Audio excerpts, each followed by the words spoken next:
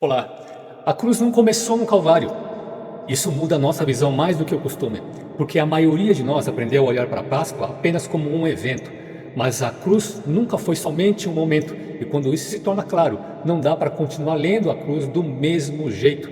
Ela foi um plano visível antes de acontecer, para que ninguém pudesse chamar de acaso.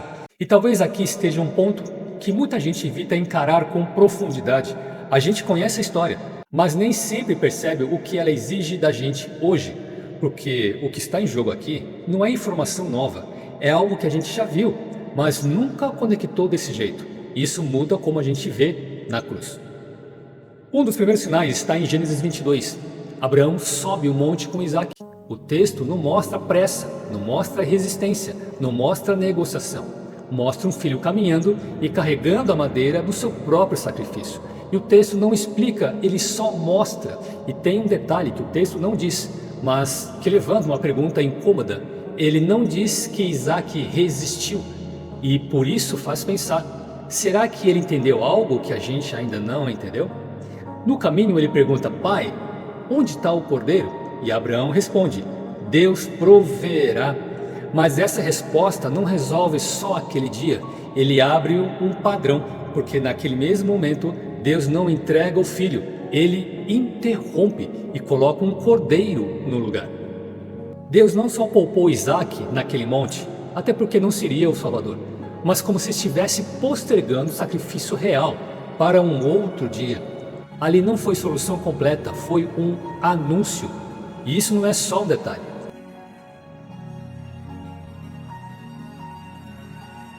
Anos depois, Êxodo 12, a primeira Páscoa. E aqui não existe linguagem emocional, existe uma instrução direta. Passem o sangue na porta. Naquela mesma noite, Deus não perguntou quem era fiel. Não era sobre quem estava dentro, era sobre o que estava sobre a porta. Naquela noite, Deus não olhou para dentro das casas, ele olhou para o sangue, ou seja, não era comportamento, era cobertura. E isso confronta algo que a gente quase nunca verbaliza. Dá para estar dentro e ainda não estar debaixo. Isso muda o que a gente chama de fé. E se isso ainda não parece tão forte, é porque a gente aprendeu a ler isso rápido demais. E mais curioso é que isso ainda não é o ponto principal.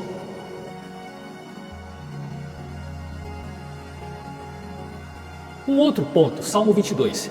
Esse texto descreve dor extrema, exposição, humilhação pública, detalhes que aparecem na cruz. E isso foi escrito quando a cruz ainda não existia. E mesmo assim, já descrevia a dor como se alguém estivesse vendo. Isso não é profecia, é antecipação. A cruz não foi reconhecida quando aconteceu, ela foi registrada quando ainda era improvável.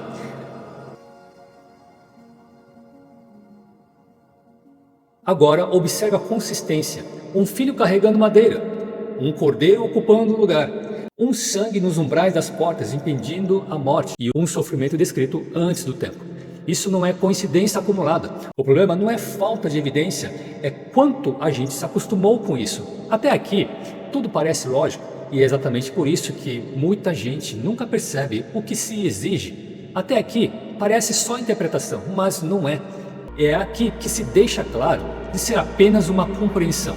O ponto sempre foi resposta, porque se a cruz foi planejada, então ela não veio só para ser lembrada, ela veio para redefinir a autoridade.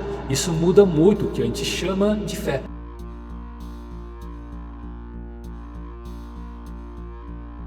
A cruz não é só onde o pecado é perdoado, é onde o controle muda de dono. E é aqui que a tensão aparece, porque aceitar o cordeiro é confortável, mas sair do controle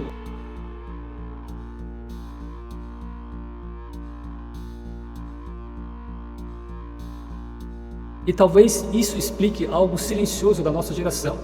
Não é falta de conhecimento, é resistência disfarçada de familiaridade. A cruz não é rejeitada só por quem não crê. Ela é neutralizada por quem já se acostumou com ela. E isso é mais sério do que parece, porque existe uma forma de fé que conhece tudo isso, e ainda assim nunca é vivida por ela. Dá para conhecer toda a estrutura da fé. e ainda assim viver fora do que ela estabelece. Dá para celebrar a cruz e ainda assim nunca ter saído do próprio controle. Dá para celebrar a Páscoa e continuar governando a própria vida, como se nada tivesse mudado.